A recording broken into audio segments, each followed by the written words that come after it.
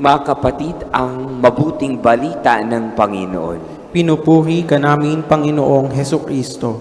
Magsiupo ang lahat.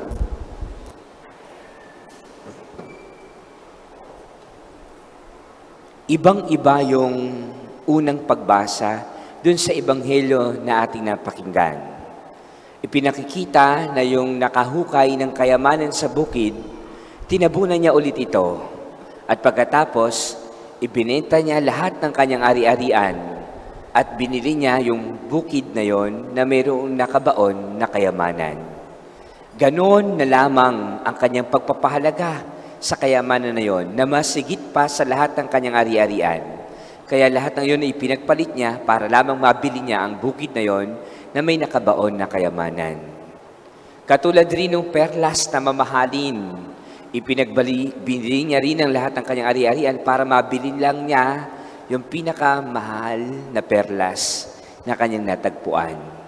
Mas matimbang sa kanya yung natagpuan niyang kayamanan kaysa sa mga ari-arian niya na kanyang inipon din at pinahalagahan. Pero sa unang pagbasa, kung papaano ang kayamanan ay napakahalaga para sa kanila, sa unang pagbasa, si Haring Solomon, tinanong siya ng Diyos kung anong gustong hilingin at ibibigay sa kanya. Nagulat ang Diyos sa sagot ni Haring Solomon. Hindi niya pinili ang makapaghiganti sa kaaway. Hindi niya pinili ang kayamanan.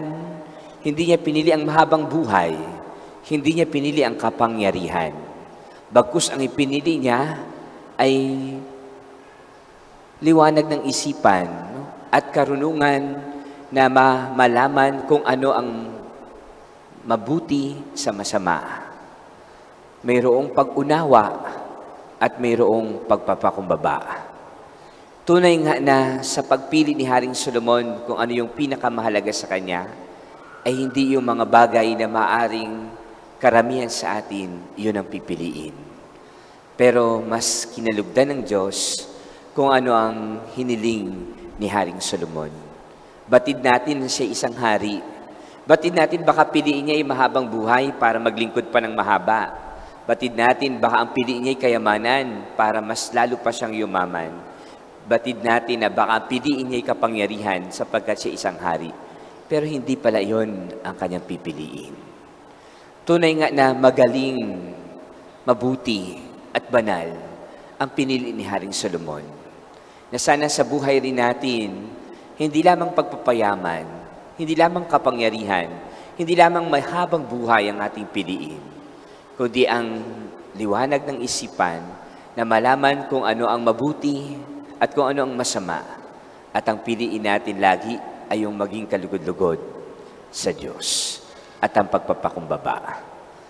Ngunit sa ebanghelyo rin natin napakinggan, ang paghahari daw ng Diyos ay katulad rin ng nahuling isda, na isari-saring isda at pinili nila kung ano yung maganda, kung ano yung mabuti at itinapon yung mga walang kwenta. Itinapon yung hindi na magagamit na. Na sa wakas daw ng panahon, pagdating ng paghahari ng Diyos, paghihiwa-hiwalayin din sa atin kung sino yung mabuti at kung sino yung masama. Kung sino yung kalugod-lugod sa mata ng Diyos at kung sino yung walang halaga sa pananampalataya. Tunay nga na matagpuan natin ng Diyos na atin ding kayamanan, na lahat ay atin ding gagawin, itataya, ibibigay. Hindi natin ipagpapalit ang kayamanan natin at ang iyon ang matagpuan natin sa Diyos. Sa Diyos na sa atin ay nagliligtas, sa Diyos na sa atin ay nagbibigay ng lakas, sa Diyos na sa atin nagbibigay ng buhay. Kaya nawa sa ating pagpili, tayo rin ay piliin ng Diyos. Sapagkat tayo naway maging mabunga sa gawa ng kabutihan at ng kabanalan. Sa tuwing tayo nagsisimba at nagdarasal, maaaring may hinihingi tayo sa Diyos. Maaaring meron din tayong gustong ipagkaloob ng Diyos sa atin. At sana, ang piliin din natin ay yung maging magaling, maging maliwanag sa ating isipan. Kung ano yung mabuti at kung ano yung banal at kung ano yung masama na dapat nating iwasan. Sa mga nagdaang araw, marami ang lumubog sa baha, marami ang nasalanta, marami rin ang namatay at nabuwis ng buhay. Kaya ipanalangin natin na sa ganitong pagkakataon ng kalamidad, ingatan lagi tayo ng Diyos at matagpuan din natin sa Panginoon, nawa na siya ang ating tunay na yaman at dahilan kung bakit tayo ay nabubuhay.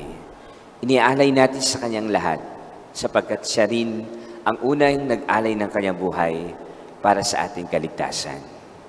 Nawa patuloy na sa Panginoon tayo ay nakasandig, tayo ay nakakumuhugot ng lakas at katatagan. Bigyan mo kami, Panginoon, lagi ng liwanag ng isipan at kapayapaan. Ipanalangin po namin na sa aming buhay, lagi mo kaming ingatan at ipag-adjust sa lahat ng masama, anumang panganib o kapahamakan.